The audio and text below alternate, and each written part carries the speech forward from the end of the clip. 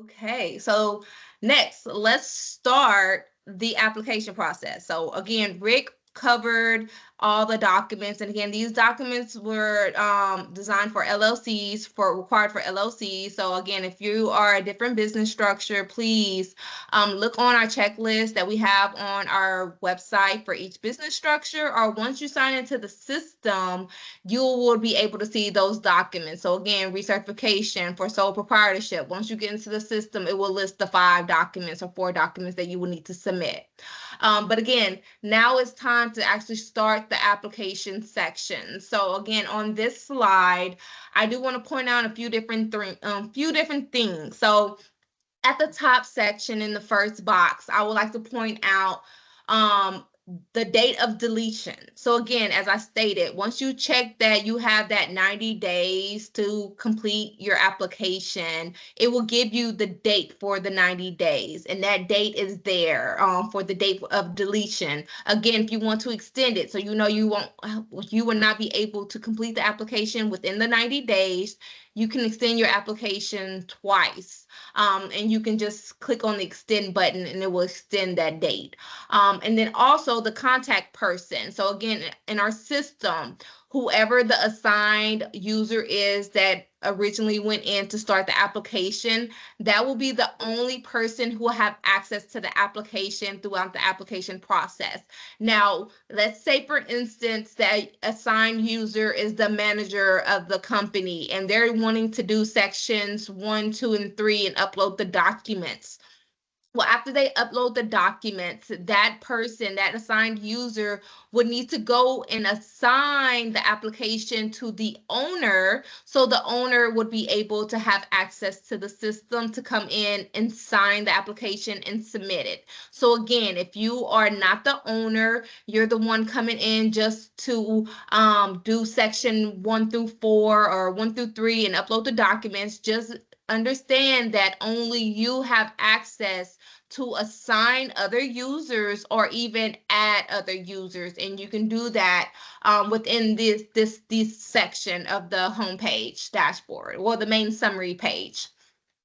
Now let's go down to the sections. Again, this is the part of the application. So each section, you will need to fill in, input your information. If you're doing a recertification application, a lot of the information is already populated. You would just need to go in, view, update, and modify some of the entries and fields. But as a new applicant, you will need to go into each section and fill in each section. So let's start with section 1.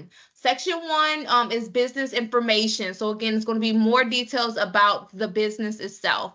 A few different questions that stand out because of my team. My team brought this to our attention saying, hey, when people are submitting the application, when it comes to these questions, they're not completing the question correctly, or it might need additional documents or additional information. So I always like to point out those questions that are very important. So for section 1, business information, a few questions I would like to point out. So question 1C, it says business name as filed with the Secretary of State or on your assumed name document, including all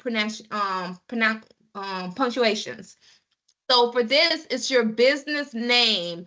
We are getting a lot of applications that have Texas or US or United States of America. Again, on 1C, this should be your business name, not what city and country you are in. Business name.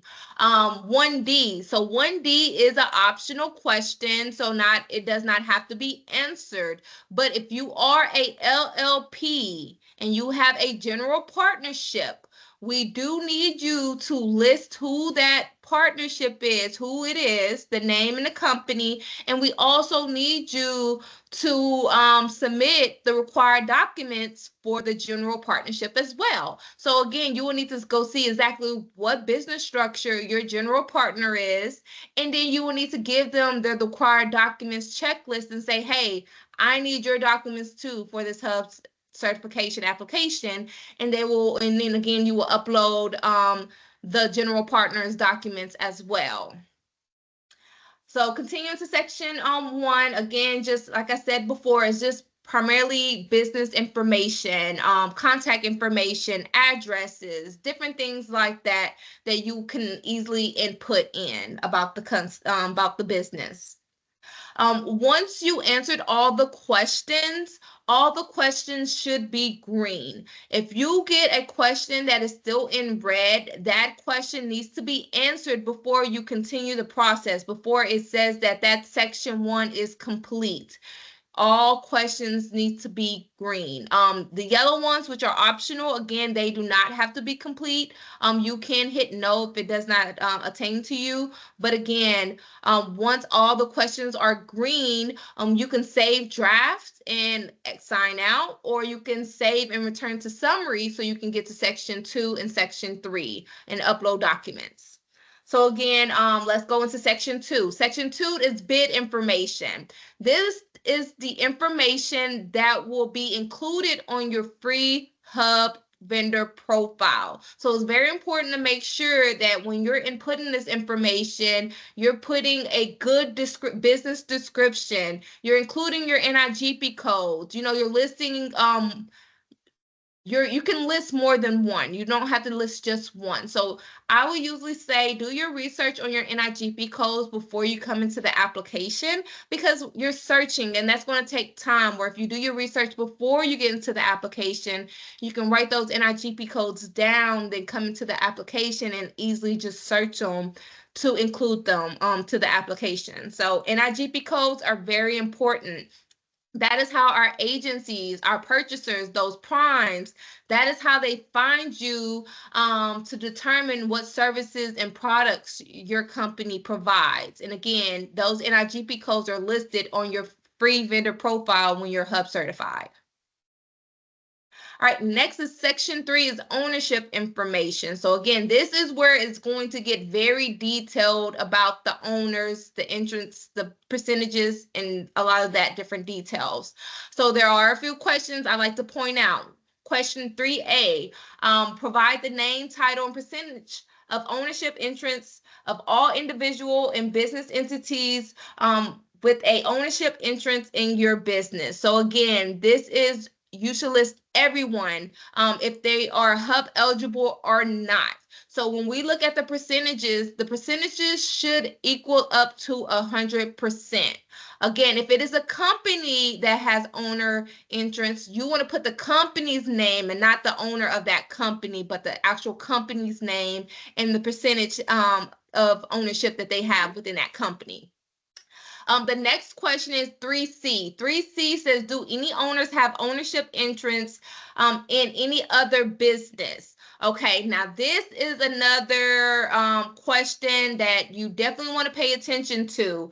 If any listed firms with a 50% or more owner interest by the eligible applicant will be considered an affiliated business.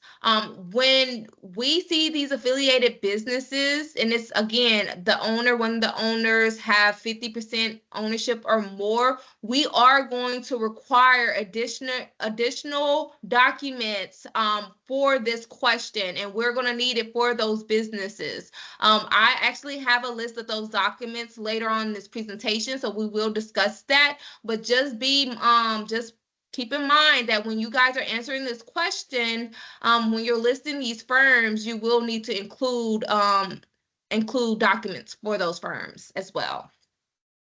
Okay, and again, just section 3 continuing, is just more questions about the responsibilities of the owners and who's responsible of the different day-to-day operations, firing people, hiring people, different things like that. You will list those individuals within these questions. All right, so next section 4 is uploading documents. So again, like we stated earlier, you can find these documents, the statement of eligibility, and then the affidavit, the balance sheet. You can find those documents on our website, but if you do not find those documents on our website, you get into the system before you get to the website, you can still download those documents, sign them, and then upload them. Attach the document. So again, if you want to attach the document, you will click on it, which will prompt you a few different ways you can upload, which I will show you shortly. And now, again, just be mindful that these documents are required to determine your eligibility for the Hub certification.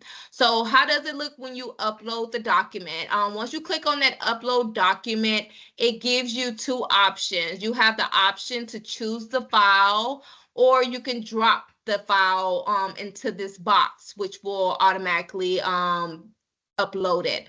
Once you save that file or upload that file, you want to make sure you select upload file so it can save to that attachment of that description. So right here, this attachment is regarding meeting minutes. So again, you will upload that document, click on upload file, and then they'll save in that slot for that meeting minutes. For anyone that is thinking about doing the fax option, these are the instructions for it. Again, when you fax the documents, it does not go to a printer where we pick it up, we view it. This particular fax option, when you fax it, it saves it straight into the system, to the portal. So again, it faxes straight to the portal to attach it versus going to a printer. And these are the instructions if you are considering using the fax option.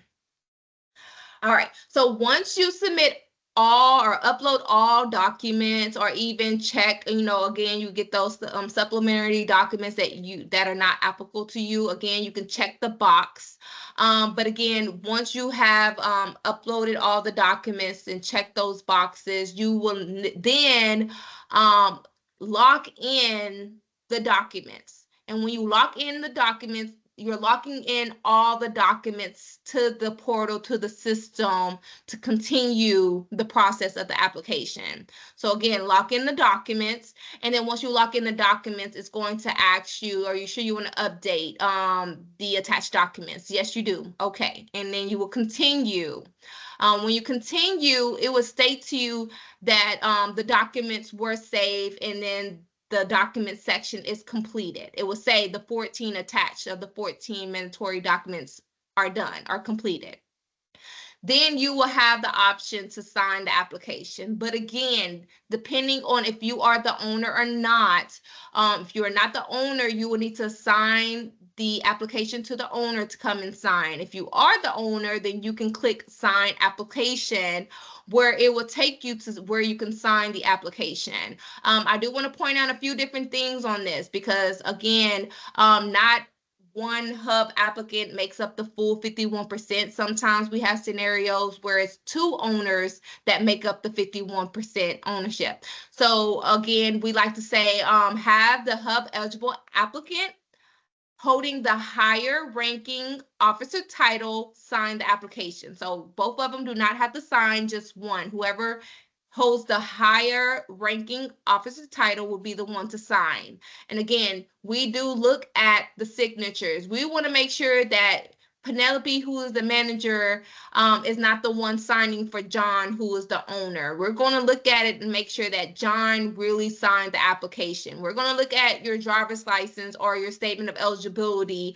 and confirm that the owner was the one who signed this application. We do recommend that when you sign, we do recommend you using a mouse. That's going to be the best resources when you use a mouse versus your phone or iPad. Again, once you sign, you input your information, you will check that you are electronically signing, and then you will sign the new application or the recertification application. Once you do that, it will basically tell you, are you ready to submit your application? And you would say, yes, you're ready, submit application, and then hit OK. Once you finalize that application and submit it, you should receive this page where it's saying your application submission was confirmed. It gives you application number. It even gives you the option to view and print your application for your records. As a Hub employee, I always say view your application for errors. I helped vendors before where they did the application process, they viewed the record, and they realized that they inputted a lot of incorrect information. Once you submit your application, you cannot go back and edit the application. So if you view your records and you're noticing that there are errors, you will need to contact our office to request us to return the application to you for updates. And then we will return it to you on your end. You will update the inputs, the sections or the documents, and then you will re-sign it and resubmit it, and then it will come back to our end again. So just FYI on that. Next is the status. So dashboard and certification application status. So again, once you submit your application, you will start seeing your status on the homepage dashboard. So you can keep up with it every month or 2 months. You can always contact our office as well to get a update as well. All right, so we're almost finished, y'all. Almost finished. So let's go through these key takeaways. So key takeaways. MOAs have their own application process and valid time frame. So again, contact our MOAs to see where you will submit your application, how to submit your application, what their processing time is, and how good the certification is good for. So each MOA is going to be different. Next, report ownership changes to the Texas Comptroller's Office or that MOA you certified to determine if the firm still qualifies. Submit change requests to update basic information. I think that was a question that we had in the chat box. You can submit a change request to change that information, the basic information.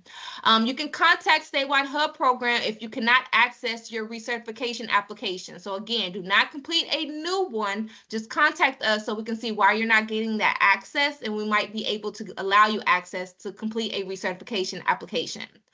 Again, limited liability partnerships, LLPs, have a general partnership. You must submit required documents for the general partnership. Again, that's section 1 in the application. Then you have list all related or affiliated businesses and upload most recent federal tax return and employers' quarterly reports for each business. So again, when we're talking about the affiliates, the related businesses in section 3, I said that you're going to be required to submit additional documents. Those are the documents we will be requesting for affiliation. We're going to want you to upload most recent federal tax return for those businesses and the employer's quarterly reports. So again, keep that in mind. If you have affiliations, we're going to ask for those documents for each of the affiliates. Next. To ensure security of the record, only the assigned user have access to the application unless they reassign it to another user for completion. So again, like I stated before, only you have access to the application to complete it and upload the documents unless you give someone else within your company, your firm, access. Best practices. So best practices, Texas Statewide Hub system works best with Google Chrome. Make sure you select the correct business type. Again, selecting the wrong business type will mess up your application process or your application in general, and you will have to submit a brand new application with the correct business type. So make sure you select the correct one. Also, the documents, again, viewing the checklist, gathering the documents, and uploading them as PDF. PDF is what we prefer for the uploads, for the attachments for each document. Next is make sure you use up-to-date contact information in section 2. So again, section 2, we talked about bid information, making sure that you have a good email, a general email that everyone will be able to access the email and bid. If you use your particular email, if you're on vacation, you might be missing that bid opportunity because you're on vacation. So if you have a general email, maybe your manager will be able to see it and they can bid on it while you're on vacation. Next, make sure you use accurate NIGP codes in section 2. Again, the bid information. Again, you want to make sure that you are identifying those NIGP codes, and then adding them to your Hub application so they can be on your profile. And then next, signing signature must be done on a computer with a mouse for best results. All right, so a few certification application deadlines. So the first one is you have 90 days to complete your application, again, before it self-deletes, and then we cannot recover it on our end. And we have that a lot. We have vendors who do not understand that they have 90 days and it will self-delete. And you have to start the process all over again. So please stay on top of that, those 90 days. And you can extend your the 90 days 2 times. Well, you can't extend the 90 days, but you can extend it 2 times in each week. Next, you have the wait. We are backlogged. So currently we have 4 to 5 months waiting period before the application is assigned to a certification analyst for them to review the application and the documents to make sure everything is there. That is a complete application packet. If it isn't incomplete, our team will reach out to you through the system to request required documents or to update the application. So just be on the lookout for that when it's closer to your time, when you see that someone is assigned to your application. Next is the applications can take up to 90 days to be approved once it's assigned and reviewed. So again, that 90 days is once they reviewed your application, the application is complete, meaning we're not asking for any required documents or any additional information. We are just trying to determine if we will approve or deny you. That can take up to 90 days depending on the information that we have gathered. Other than that, usually it doesn't take that long, but it can take longer depending on if we're needing additional information. Then the vendor applicant has 30 days from the date listed on the denial letter to submit a written protest request, and all supporting documents needed to verify each criteria qualification is met. So again, if you are denied during the application process, you can submit a protest request to us. You have 30 days from that denial letter, date on the denial letter. All right, other than that, that is all that we have for you. If you have any questions, we do have a QR code where you can contact us via email. And then we also have a QR code that will take you straight to our website where you can find more information about the certification process, the checklist, and our MOA partners. So again, feel free to contact us if you have any questions. Other than that, we're going to open it up to see if anyone has questions in the chat or if you want to unmute yourself to ask questions.